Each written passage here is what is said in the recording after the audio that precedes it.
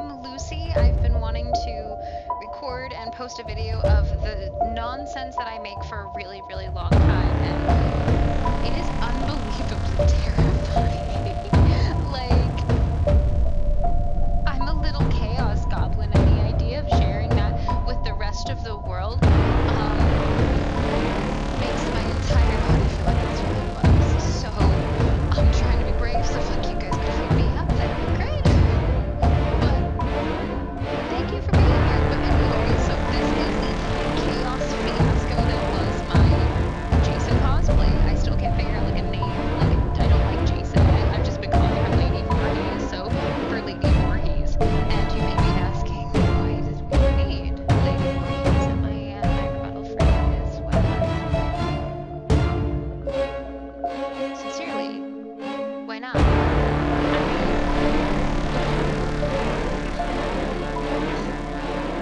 Scrimshes.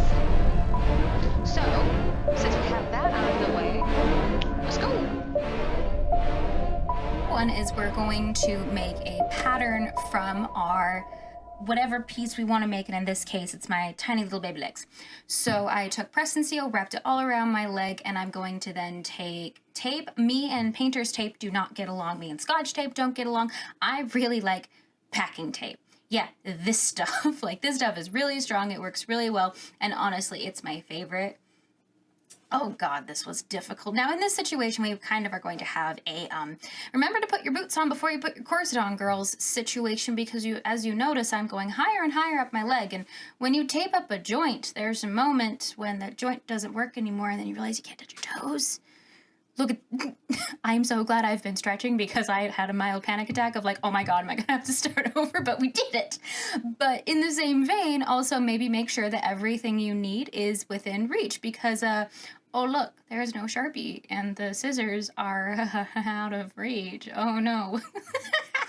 So I had to like hobble away and go find it. I had to do this like twice, by the way. Like, it was such a problem. But anyway, now that you have your Sharpie, you're going to mark your lines. So on this guy, these thigh highs aren't just a solid color, they have stripes down them. So I wanted to do this piece in multiple strips down my leg, and as you've noticed, I have labeled my center front and nothing else. This is foreshadowing.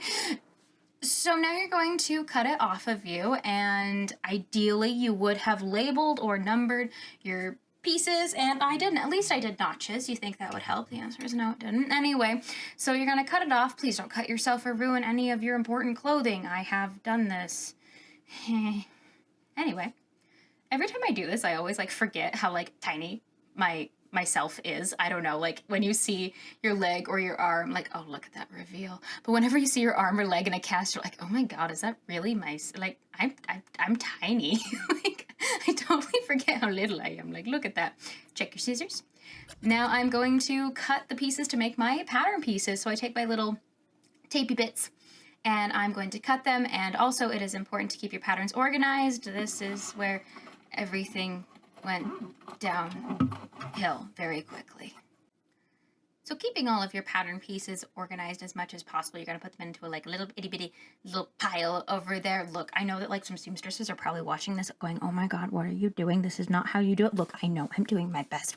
I'm not a seamstress, okay? I aspire to be that, but I am not. So then I take my little pattern pieces, stab them on this little taxidermy thing. You take my little wheelie stabby thing and trace them.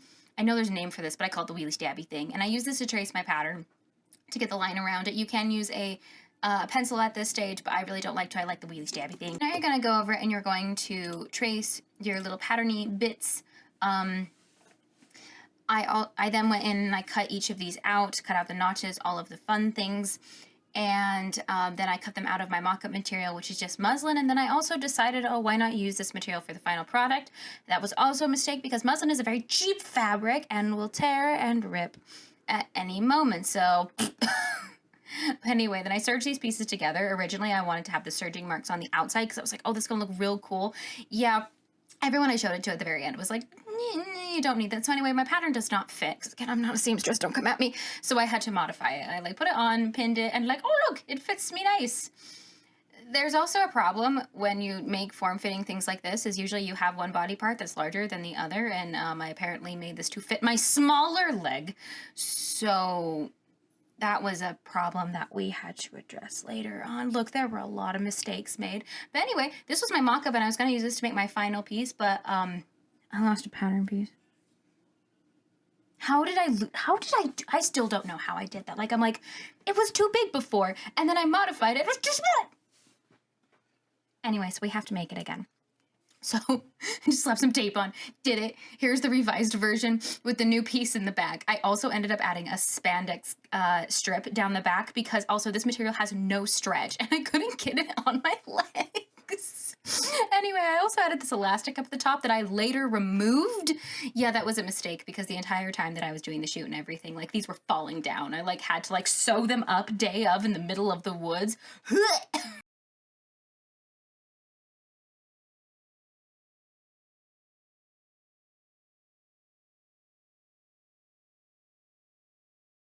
They have all been cleaned. They have all been sanitized. They have all been in quarantine for about a year after cleaning, and then they were cleaned again. So these have been cleaned. That's part of the reason why they're so tangled. But $3. A lady on Poshmark, I bought one, and she sent me all of them. She sent me. So, 4, 1. It's like, got him, Andrew. 2, 3, 4. And honestly, that's perfect because I need them to be really disgusting. Oh, it's like some really shitty, cursed pom-poms.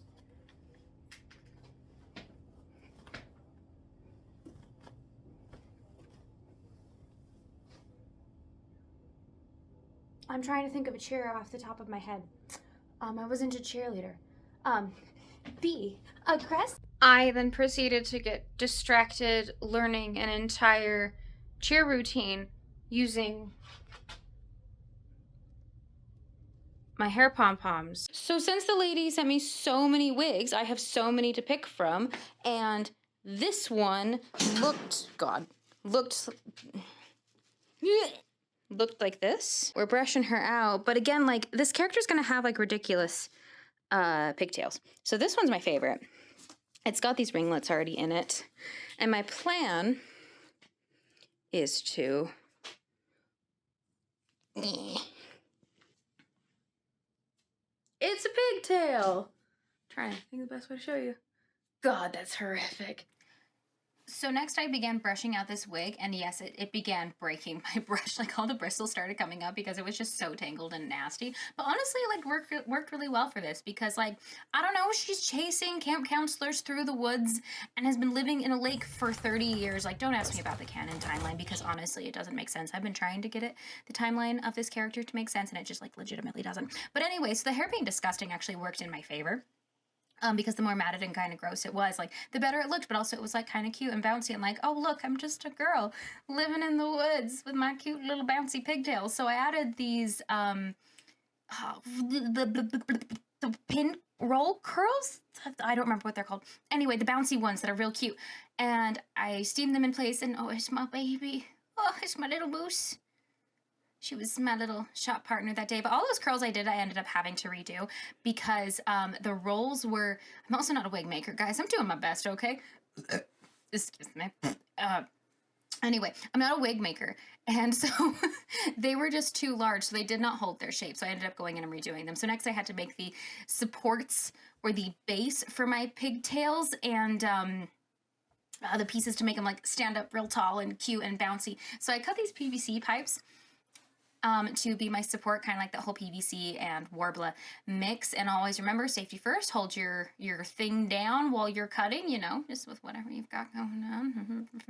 Look, don't follow me, okay? Please practice safety measures. Don't fall. Anyway, so I had to cut 2 of these with the extra PVC that I just had laying around. Yeah, I don't know what else to say here. Then I struggled with the Warbler for a little bit. Like, look, I don't work with Warbler a lot either. So I was just like, I don't know what's the worst that could happen. So I've seen other people do these supports on their wigs where they do like the little X underneath the wig and the PVC pipe pokes through. So that's kind of the vibe we've got going on here. So I wrapped a piece of Warbler around the base of it to give it something to stick to. And then I'm going to take these strips and fold them underneath. And for some reason, my whole brain glitched here, and like folding this piece in half took so long. Like, why is it taking me so long to fold it in half? Like, guys, help. Like, why was it so hard for me to figure out how to fold it in half? Oh, look, we did.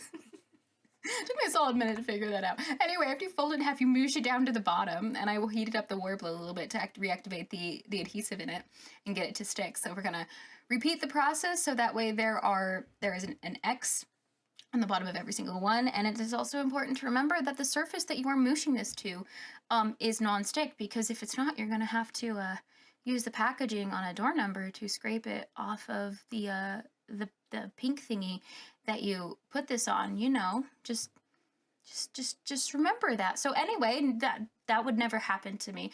Oh wait, it did.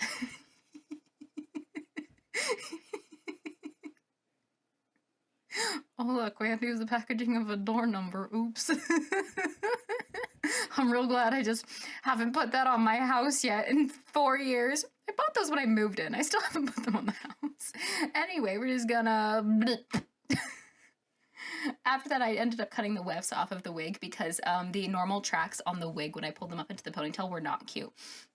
So my plan was, yeah, I cut them all off. So here's a cute little reenactment for me cutting them all off and adding it to the hair pile. There was so much hair in my garage for so long. Like, I had buckets of wigs. So I'm going to re-sew the wefts on in a normal hair direction. So this part down the back is going to be the part of it, and that's the part you're going to see. But I ended up doing this part and then kind of like whooshing it around in the shape of, so it would all go up towards the ponytail, and it ended up looking really cute. But I also didn't realize, look, I spent an abhorrent amount of time making this part really, really cute. The mask strap goes right down it, so it was not necessary. But look, I had a lot of fun just zoning out, sewing these wefts on, listening to the promises of a fey man whisking me away into another world across the sea with his hair blowing in the wind. I mean, what? Yeah, so I just did not record a lot of that because I was in another world. Don't mind me. But I got those all sewn on in that little whooshy pattern, so that way when I pull them up, you can kind of see they all go up into that pigtail. And I pulled some pieces out to kind of make it look messy. Again, investing more time into this part that nobody is going to see. Like, I spent so much time making sure you couldn't see the tracks, so you couldn't see like my scalp underneath, just for a literal like half-inch piece of elastic to go down the entire back of it. So like, you know what? No one else can see it, but I know it's there and I'm proud of it. And you know what? That's all that matters sometimes, okay? It's not about the destination, it's about the journey. Anyway. So I took some little foamy bits, just leftover foam that I had, that I'm going to help prop up the pigtails to give them even more definition. I prefer to use these razor blades with foam, and a lot of my cutting, they are Persona blades. They're actually like hair cutting blades. You can get them real cheap. I like them a lot. They are just incredibly sharp. They cut through foam like butter, but that also means they will cut through you like butter. So be super, super careful. But so I'm just going to use that to like sculpt the foamy bits to kind of make a little pigtail-y pattern shape. Look, I had honestly no idea what I was doing. I've seen people do this as circles. I've seen people do this as squares. And to me, this little cheesy block made sense. And then I made a little slit in it. Oh, look at this. This is kind of hot. Anyway, so after inspecting the hole, we're going to, oh God, yes, please. Anyway, after inspecting the hole, we're going to stab it onto our PVC, and I'm taking my contact cement and just smothering the foam. Like, unfortunately, like, cement or glue just soaks into upholstery foam, so I had to use an abhorrent amount. And since it's a contact cement, I had to put it on both sides. So once I got my little forbidden cheese bread bits glued, God, this is when I got glue on the hair. Can you see that? Look how cute that is. Anyway, and then once the contact cement gets to a point where it's tacky, I then mooshed, I cut a wig in half and I just made it fit, made it work. I figured like I could do it really nice and kind of like the proper way, but I was like, it's fine. Oh look, I have to redo all the curls again. Like literally you can see the one on the right, you can see how much the curls have deflated, and so I actually went in with smaller curlers this time. You see, that looks so much better.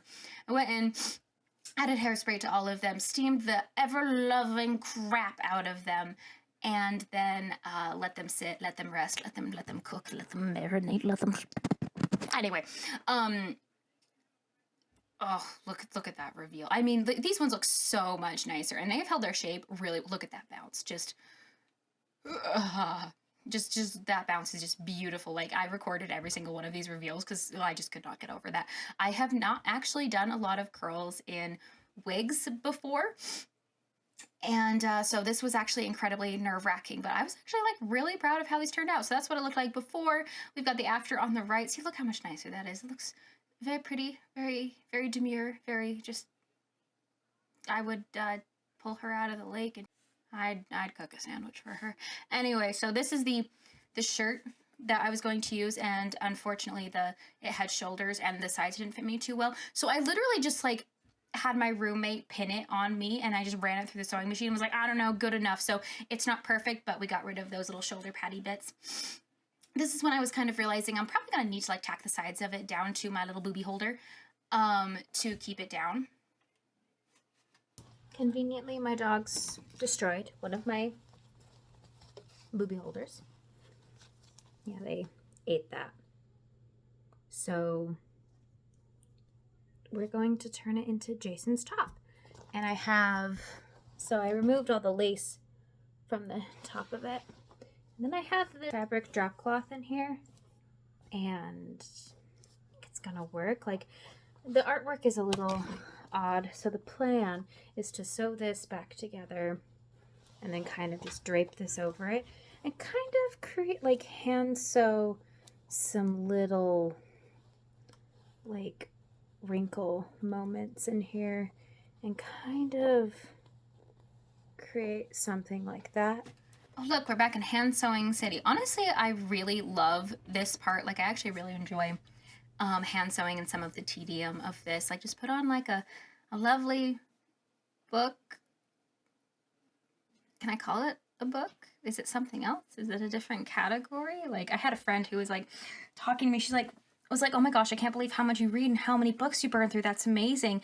And she's like, what do you read? What do you recommend? And I'm like, sweetie, unless we get like real cool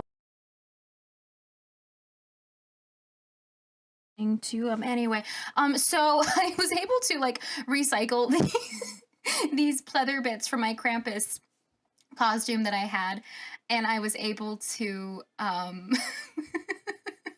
I got so distracted. Anyway, but I was able to recycle those for my Krampus costume. And actually on my Krampus costume, I had to hurriedly like paint the pleather strips black. And so in storage, they've been wearing off. And so you had this brown peeking through the black, and it looked really, really awesome. I also used like, the material I used was just this drop cloth. And so I used some extra pieces to make a bow, and I didn't film the whole process. Look, guys, I'm sorry. Don't come at me. Okay, I'm doing my best. And I just sewed a rectangle. I flipped the rectangle inside out, and then I literally just wrap it.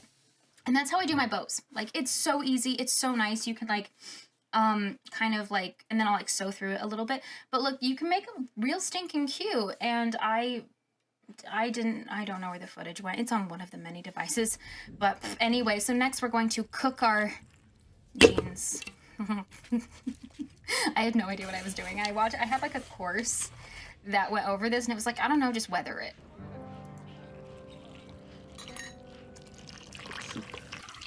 And the course I had was pretty much just like, so what you're gonna do is you can take tea bags, you can take coffee, you can bury it in like in your backyard, you can weather it, and I was like, whatever. Oh. I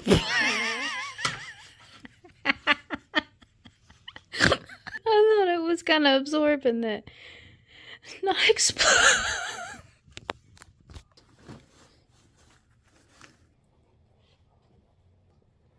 Going on, but probably die. Well, now I'm conflicted because that looks bomb. So I have a thing of coffee over here, but then I have dye, and I just damn. Oh. Anyway, I got way too excited about like figuring out how dye works. Like, I spent way too long just having everyone in my house come over and look at all of the things I was making. I was like, look, guys, the dye's working. So now I'm gonna weather the pants. I actually did go in and I did distress these. When I'm recording and you can see my hands, I have the phone wedged between my collarbone and my neck, and I ended up recording the wall instead. So I'm sorry you can't see that, but I just weathered them with acrylic paint, tried them on. I always have this issue where I have really large thighs and a smaller waist, so nothing ever fits me, so I had to take these guys in. And literally all I did was I just guessed again. I like took a Sharpie and just like marked it and was like, that looks fine, ran it through the machine, used the piece I cut off as like the best bet, tried them on and was like, cool, that works really great. But like now I'm really sad because these shorts fit me the best out of any of the shorts I have, but I ruined them by weathering them. So here's the thigh high try on, and I've already removed the elastic, and I'm kind of realizing they're not staying up, so that's a problem. But anyway, more weathering, more distressing. Just took some acrylic paint and just like my favorite thing to do, just like stab things repeatedly with brushes. Like I love it so much. And then I went in with like kind of some detail stuff. There were some lines in the original artwork that were carried through the entire design, and I really wanted to bring those through the entire costume, whether it was like the body paint or the shirt or the like you had the stripes on the thigh highs, everything. So I really wanted to pull that through the entire look. I think I did it really good. And the other thing that like, oh, it's just so cute. I hit so many hearts on this thing. I kind of like adding little Easter eggs to everything, but I tried to also add the distress and mud that this is to areas where it would make sense. Like she's been like chilling out in the woods, she's been laying in the dirt, she's been like, lounging on the dirt in the muggy autumn sun. So the mud is like on the backs of the elbows, on where it would be if you were soaking in water, things like that. So after that I took the airbrush to kind of like knock some of the colors back a little bit because these jeans were pretty bright blue still, but also just to kind of like go in and add more of those little stripes. I also actually just went in with a Sharpie to detail some of these stripes because this color just wasn't as dark as I wanted. Like right here it looks really dark because it's still wet, but it's still like paint always lightens a little bit. And so I actually went back in with a Sharpie, like literally in the car to the way to the shoot, and was like, I'm just gonna add some lines and some veiny looks. But like, oh my gosh, this is just so satisfying. Like you can bring so much stuff to life with the paint job. Like you can also ruin it just as quickly. So like no pressure.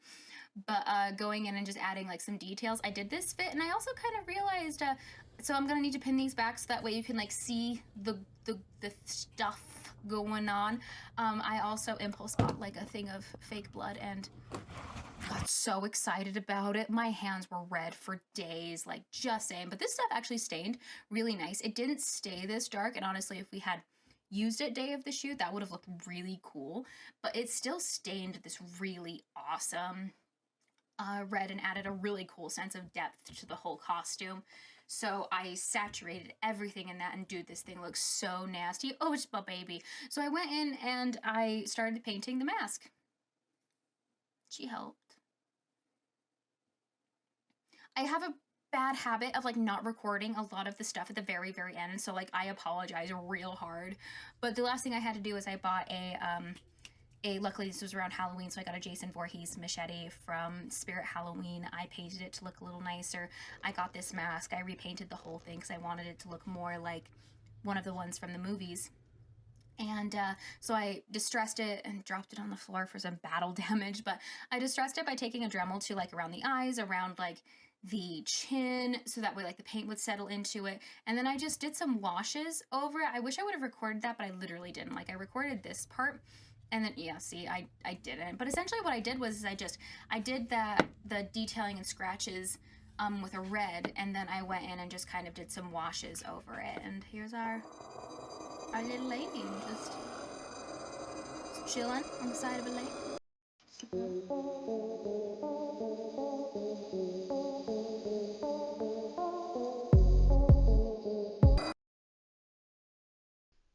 I am so happy if you made it this far because genuinely this is like a cute little milestone for me. I There's been a lot going on to get here, and this video was like weirdly emotional for me. Like during the process of this entire thing, I actually decided to quit my job and try to do whatever this is full time. And getting to that decision was really, really difficult. And going through and editing all of this video was weirdly emotional because I was going through all of that while I was making it. And so going through these clips, knowing exactly what was going on, what I was going through, the things leading up to that decision. So, like, sweet little Lady Vorhees video, but also, like, this was kind of a little bit of a journey for yours truly. Oh, well, we're out of focus. Ah! Thank you. I appreciate it. I hope you come again. Nope. I tried.